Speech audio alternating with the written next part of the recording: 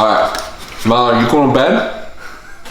Hey everyone, welcome back to the channel, and as you guys can guess it, it's my favorite day to show y'all and to train, and it's a side pressure back to peg max effort day, and just gonna here show you guys my sets and how it went along the way.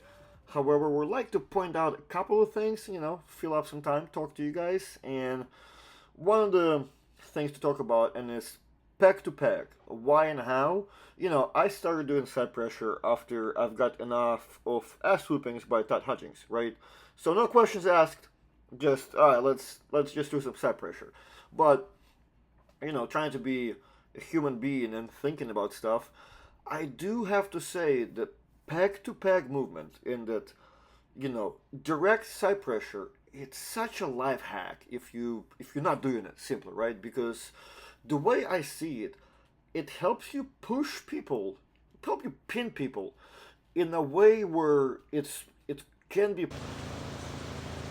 60 path of the most less resistance possible, right? Because so many people train so many little back pressure stuff, like every miniature thing, and usually when they have a side pressure hole and you do have that side pressure power and you start laying it on them, their arms get pinned sometimes in the awkward directions, usually whenever they are not ready for that. And I don't know, just another pathway. So you almost be stupid, robbing yourself from not training that and not discovering that you can take other people's bodies and arms that way. So that's why peg to peg is awesome, and I'm a big fan.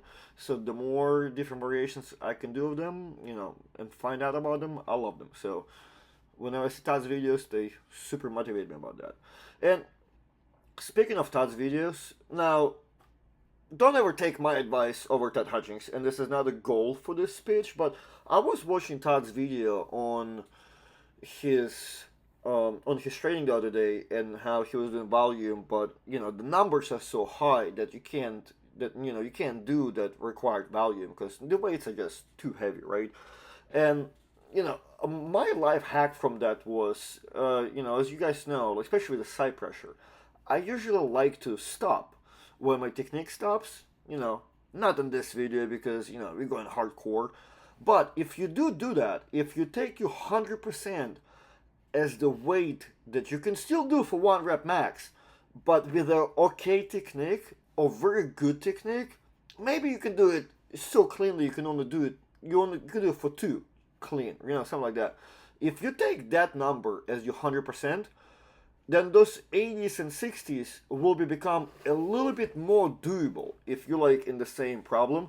But I don't even know. I feel like if you 100 is absolutely intense and you try to do the 80 and it's still intense and you're progressing like that, I don't know, maybe that intense over-calculating, under-calculating, it's what you need. But if you do want to find yourself a better percentage, take that 100% as something that you can really do for like 2 bad reps, right? Or like 1 really clean one.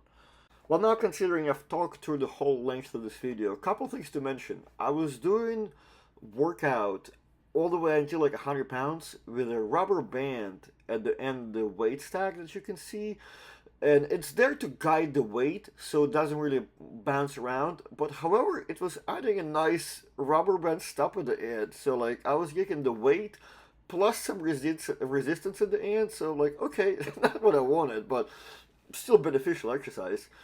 But guess not when you try to get a proper number.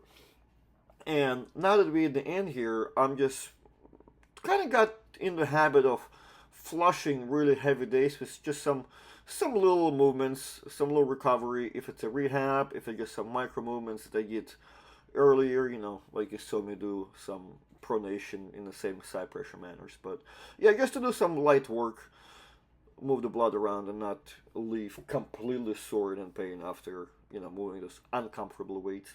So, but that's it, guys. Thank you for watching, and I'll see you in the next one.